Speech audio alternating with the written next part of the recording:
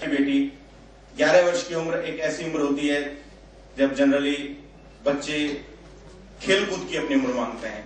तब प्रजामंडल के कार्यक्रम में बढ़ चढ़कर हिस्सा लेते लेते स्वतंत्रता के उपरांत मात्र 27 वर्ष की अल्पायु में राजस्थान की प्रथम महिला मंत्री बनने का गौरव प्राप्त किया।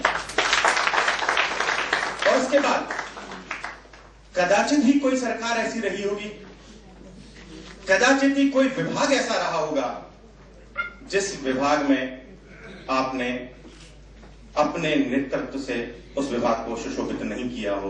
उप मंत्री, राज्य मंत्री, कैबिनेट मंत्री और फिर राजस्थान की उप मुख्यमंत्री। और वही गांधीवादी विचारक, सहकारिता आंदोलन के प्रणेता, फाउंडर मेंबर्स में से एक, आज गुजरात के राज्यपाल के रूप में हमारे बीच एक मुख्य अतिथि के रूप में हमारा आतिथ्य स्वीकार किया। इस अधिवेशन के उद्घाटन के लिए हमारे बीच पधारी। मैं स्वागत करता हूं माननीय महामहिम राज्यपाल महोदया श्रीमती कमला का और निवेदन करता हूं आपके आशीर्वचन के लिए, आपके उद्बोधन के लिए माननीय डॉक्टर श्रीमती कमला।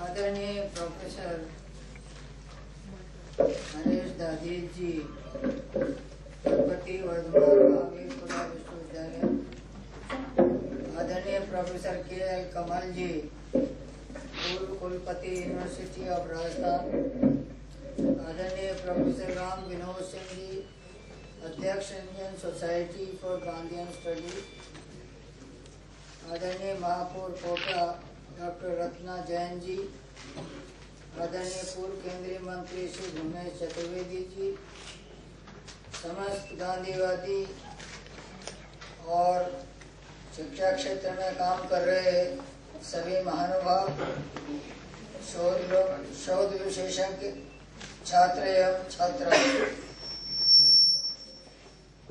वर्धमान महावीर खुला विश्वविद्यालय एवं Indian society for Gandhian studies द्वारा आयोजित की गई 34वीं वार्षिक परिषद में आपने मुझे आमंत्रित किया और आप सबसे मिलने का और गांधी जी के विचारों का, उनके जीवन का, उनके आंदोलन का और उन्होंने जो देश, समाज और दुनिया को दिया उस सबको आपके संसर्ग में समझने और सुनने का मौका मिला। इसके लिए मैं आप सबका बहुत आभार प्रकट करती हूँ। इस परिषद में Gandhian values in the new millennium, trends and challenges के थीम पर गांधी जीवन का अध्ययन एवं शोध कार्य कर रहे विशेषज्ञों द्वारा अपने विचार रखे गए। इस अवसर पर मैं परिषद के आयोजकों को बहुत बहुत धन्यवाद देती हूँ। निश्चय ही महात्मा गांधी जी समूचे विश्व के लिए पथ प्रदर्शक थे, एक महान दृष्टा जिनके विचारों, तत्वज्ञान और कार्यों ने भारतीय समाज एवं समस्त विश्व को कुशल एवं प्रगति का मार्ग दिखाया। जीवन के उत्कर्ष एवं विचारों की उदात्तता हेतु तो गांधी जी शिक्षा को विशेष महत्व देते थे।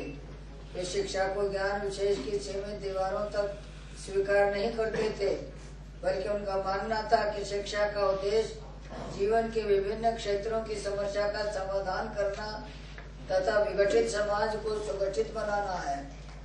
उनका विश्वास था कि शिक्षा वही है जो स्वास्थ्य तथा सृजनात्मक क्रियाशीलता की अनंत संभावना को जन्म दे सके, मानव को जोड़ सके, उसकी चेतना को जगा सके तथा राष्ट्र निर्माण की अपरिमित राष्ट्र भावना को प्रज्वलित कर सके।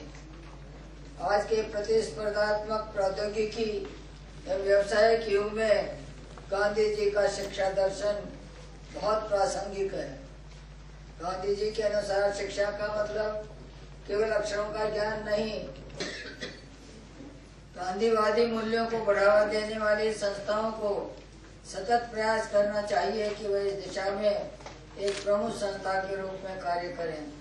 सरकार जो मानव संसाधन के विकास में आज महत्वपूर्ण भूमिका निभा रही है, उसे भी चरित्र निर्माण आधारित शिक्षा पर विशेष बल देना चाहिए, जिसे गांधी जी ने प्राथमिकता माना था।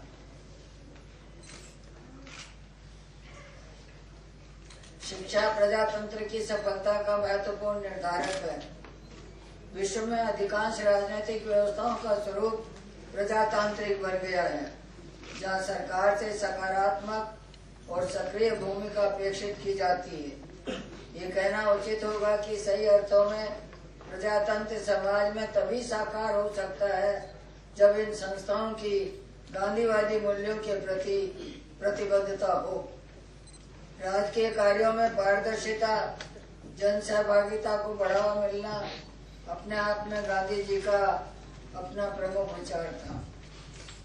विरोधियों के विचारों के प्रति सहिष्णुता का भाव तथा संघर्षों का शांतिमय निस्तारण एक स्वस्थ और प्रगतिशील प्रजातंत्र स्थापित करने के लिए अत्यंत आवश्यक है।